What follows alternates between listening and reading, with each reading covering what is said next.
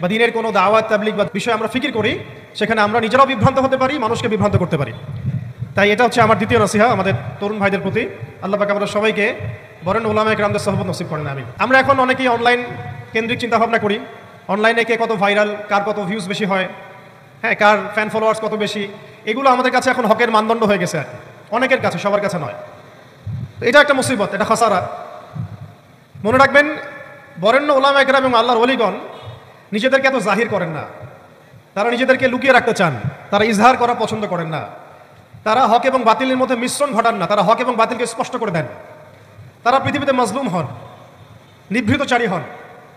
তাদের অবস্থা তো এমন হয় যে তারা দিনের বেলার ভোরসাওয়া, রাতের বেলার দরবেশ।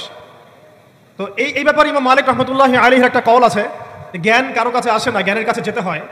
তাই আমাদেরকেও সেই রকম বুজুর্গ আলেমকে খুঁজে বের করতে হবে। এমন নয় যে আপনার ঘর পর্যন্ত তিনি হেঁটে আসবেন, এমনটা নাও হতে পারে।